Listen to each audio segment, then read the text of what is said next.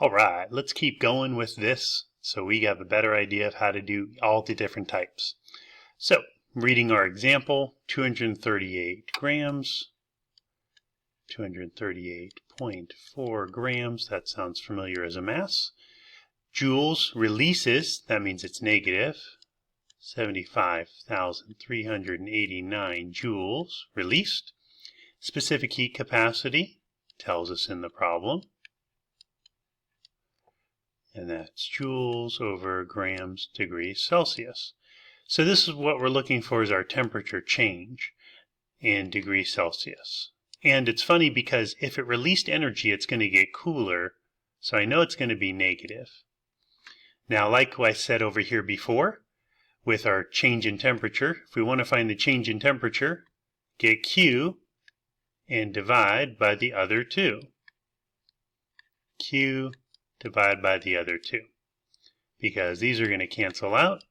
So our change in temperature is our Q, heat, divided by our mass times change in temperature. I'm sorry, by specific heat.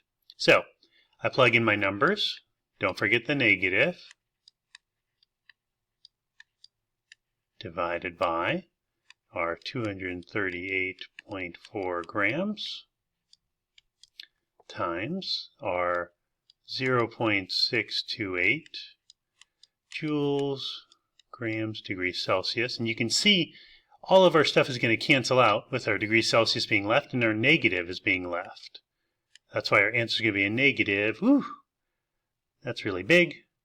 504 degrees Celsius. Again, using your calculator, negative 504 degrees Celsius. Pays the bill.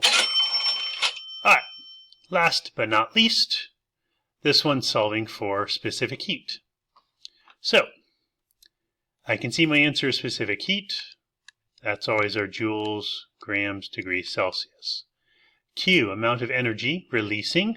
So again, negative. And, don't forget that 0.7 there. There we go. Our mass, 275.9 grams. And our change in temperature, negative 28.18 degrees Celsius. We're looking for specific heat. So just like the other ones, take Q, divide by the other two. And again, I want you to show the work for this because this helps get a full understanding of what this is all about.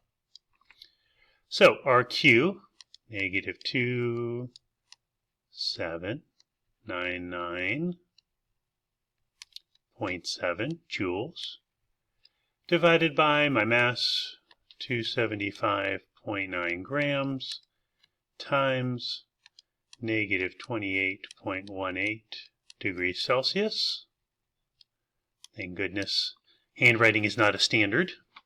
And so our last one there is going to be equal to 0.36 joules per grams degrees Celsius. Again, putting this all in our calculator and dividing it, you should give it a try as we go through it, just to see if you're doing it correctly too.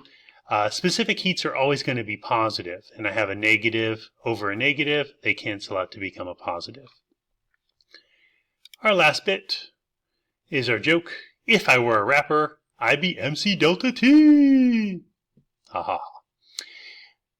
Be sure to answer the final question on your notes. Come in with any kind of questions. We're going to get lots of practice together and make sure that you're very solid on this before moving forward.